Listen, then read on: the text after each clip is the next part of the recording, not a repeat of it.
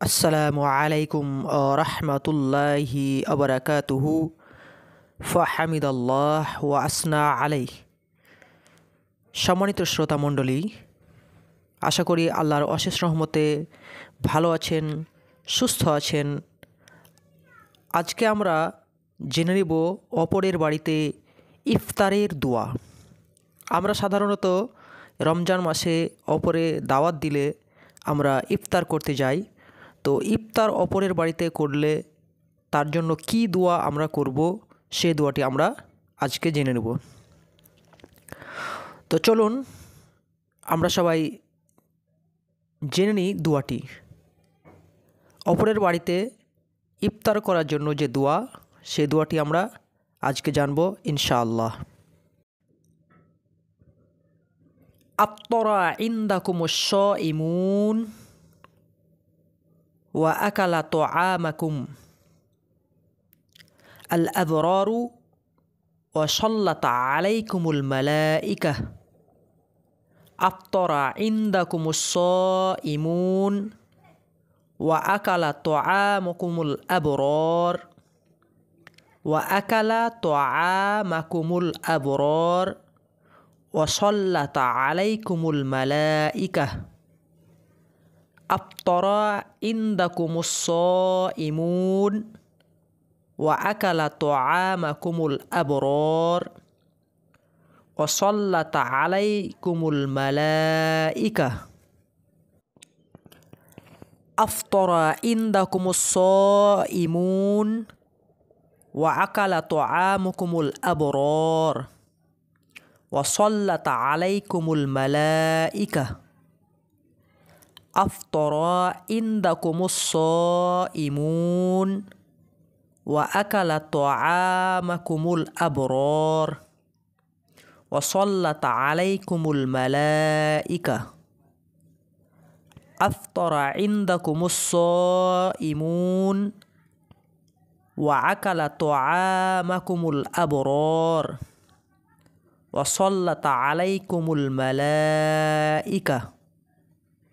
সম্মানিত শ্রোতা মণ্ডলী, আমরা অপরের বাড়িতে ইফতার করার জন্য যে দোয়াটি, সেই দোয়াটি আমরা আরবি এবং বাংলা উচ্চারণ সহকারে আমরা দেখলাম। আমাদের কর্তব্য হচ্ছে দোয়াটিকে শুদ্ধভাবে মুখস্থ করে নেওয়া, অর্থ সহকারে। তো আমরা যখন অপরের নিকটে ইফতার করব, তখন ইফতারের শেষে যে দোয়া, সে দোয়া তো আমরা পাঠ করব, তার সাথে সাথে এই দোয়াটা আমরা পাঠ করব ইনশাআল্লাহ। আফতারা ইনদাকুমুশ শাইমুন ওয়া আকালা তুআমাকুমুল আবরার ওয়া সাল্লাত আলাইকুমুল মালাইকা। আপনাদের নিকট রোজাদাররা ইফতার করুক, সজ্জনরা আপনাদের খাবার খাক, নিকট আত্মীয়রা, এবং ফেরেশতাবর্গ আপনাদের জন্য ক্ষমা প্রার্থনা করুক। এই দুয়ার অর্থ হচ্ছে আফতারা ইনদাকুমুশ শাইমুন, আপনাদের নিকট রোজাদাররা ইফতার করুক। ওয়া আকালা তুআমাকুমুল আবরার, সজ্জনরা আপনাদের খাবার খাক, এবং ফেরেশতাবর্গ আপনাদের জন্য ক্ষমা প্রার্থনা করুক। আলোচ্য দোয়াতে আমরা তিনটি অংশ পেলাম। একটি অংশ যে যারা ইফতার করাচ্ছে তাদের জন্য এই দোয়া, যে আপনাদের নিকটে রোজাদাররা ইফতার করুক। 2 নম্বর, সজ্জনরা আপনাদের খাবার খাক। 3 নম্বর, ফেরেশতাবর্গ আপনাদের জন্য ক্ষমা প্রার্থনা করুন। তাহলে ইফতার করার যে ফজিলত, আমরা জানি যে কোনো মানুষকে যদি ইফতার করানো হয়, তাহলে সে সিয়াম পালন করে যত নেকি অর্জন করবে, সেই ইফতার করানো ব্যক্তি একাই তত নেকি পাবে। কিন্তু সিয়াম পালনকারী ব্যক্তির কোনো তার যে আমলনামা যে নেকি, সে নেকি থেকে কোনো কাটছাট করা হবে না, অর্থাৎ তাকে কোনো নেকি কম দেওয়া হবে না। এই হচ্ছে আমাদের ফজিলত এই রমজানের।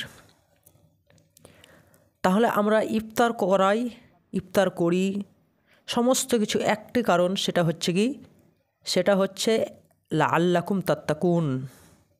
এটাই হচ্ছে মূল কারণ। সিয়ামের মূল উদ্দেশ্যই হচ্ছে লাআল্লাকুম তাত্তাকুন, যেন তোমরা মুত্তাকি হতে পারো।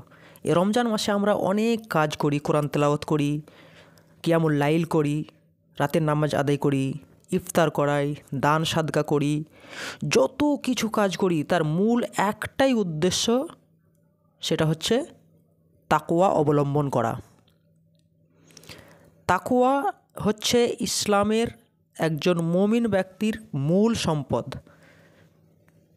তাকওয়াই হচ্ছে মূল, একটা বৃক্ষের মতো। সম্মানিত শ্রোতামণ্ডলী, এ সম্পর্কে পরে আলোচনা করব ইনশাআল্লাহ।